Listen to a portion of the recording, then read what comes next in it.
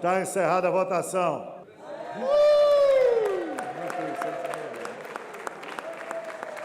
323 sim, 172 não, uma abstenção. Está aprovada a PEC em segundo turno. A Câmara aprovou nesta terça-feira, em segundo turno, a chamada PEC dos precatórios. A proposta, que segue agora para o Senado, limita o valor de despesas anuais com precatórios, que são dívidas do governo reconhecidas pela Justiça, muda a forma de calcular o teto de gastos e autoriza municípios a ampliar o prazo para o parcelamento de débitos previdenciários. Na prática, as mudanças trazidas pela PEC abrem espaço de mais de 90 bilhões de reais para os gastos do governo no ano que vem. Segundo o Executivo, o objetivo é garantir recursos no orçamento para o pagamento de um auxílio de R$ 400 para 17 milhões de famílias carentes. O Auxílio Brasil é um programa muito melhor que o Bolsa Família. O programa Auxílio Brasil vai acompanhar o desempenho escolar e não a frequência na escola apenas. Há muita diferença. Nós vamos ver se as crianças estão aprendendo e não se as crianças estão indo na escola. O valor é quase o dobro, a média do Bolsa Família 190, do Auxílio Brasil R$ 400. O substitutivo aprovado limita o pagamento de precatórios ao valor pago em 2016, 30 bilhões de reais, reajustado pelo IPCA. A estimativa é que, com a PEC, esse limite seja de quase 40 bilhões de reais no ano que vem. Sem a PEC, a previsão é de que os precatórios alcancem quase 90 bilhões no ano que vem. A proposta mantém a regra atual, que exclui as requisições de pequeno valor, RPV, ou seja, os precatórios até R$ 66 mil têm o pagamento garantido e o processo será por ordem cronológica. O texto também muda o cálculo do reajuste do teto de gastos. Para calcular o crescimento autorizado para as despesas do ano que vem, atualmente é utilizado o IPCA para o período de 12 meses, encerrado em junho deste ano. Pela nova fórmula, o IPCA aplicado seria apurado de janeiro a dezembro.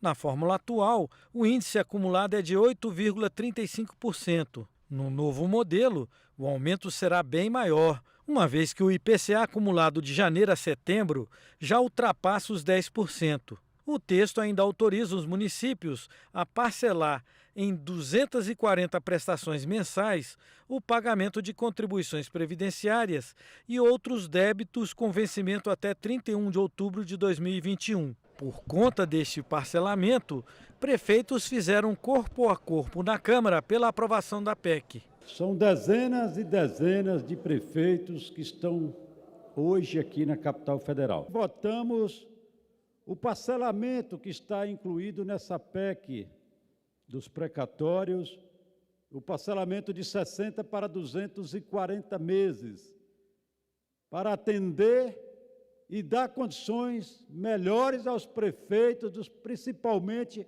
dos municípios menores, que vivem exclusivamente dos repasses do FPM. Tem município que paga parcelas altíssimas. Em acordo que permitiu a aprovação da matéria, o relator incluiu no texto precedência no pagamento dos precatórios referentes à complementação da União aos estados e os municípios por conta do Fundef, Fundo de Desenvolvimento da Educação. Os precatórios da educação serão pagos em 3 parcelas, uma de 40% no primeiro ano e 2 de 30% nos 2 anos seguintes. Para a oposição, este pagamento não está garantido. Estão dando o calote nos professores do Brasil. E tem mais um detalhe. Nós não sabemos se o teto que está estabelecido vai ser suficiente para honrar o tal parcelamento, porque nós não sabemos quanto se tem de precatórios, qual é o valor total de pagamentos, como é que a casa aprova um planejamento de pagamento sem nos dizer o tamanho do rombo, sem nos dizer o tamanho do compromisso a ser pago. É, no mínimo, um movimento muito torto. Para a oposição, A PEC impõe uma desvalorização no valor dos precatórios que irá beneficiar grandes grupos econômicos. Está se criando, além de tudo, um mercado de precatórios, onde pessoas ou empresas, grupos econômicos, irão comprar precatórios. É evidente que quem vai comprar precatórios vai comprar com deságio. Você não vai comprar um precatório a receber e agora não se sabe nem quando, pelo valor de face, você vai comprar com deságio.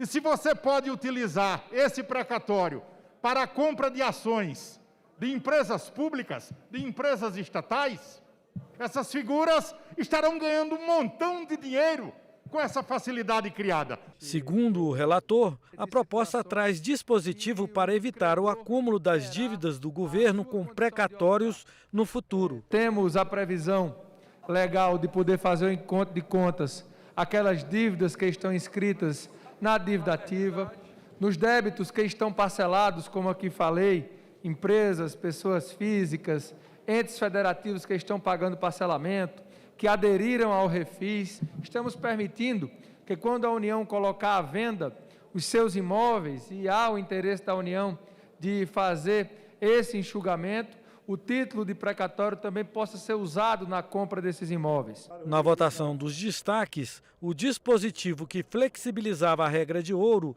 não alcançou os votos necessários e acabou suprimido do texto final aprovado. Se mantido isso no texto, vai permitir que essa casa, com simples autorização na LOA, acabe com a regra de ouro. A regra de ouro é um avanço que impede o Estado, o governo, contratar mais dívidas para pagar despesas correntes. Ou seja, ele pode, inclusive, usar os recursos para comprar outra coisa, gastar como bem entender e fazer empréstimos para pagar despesa corrente.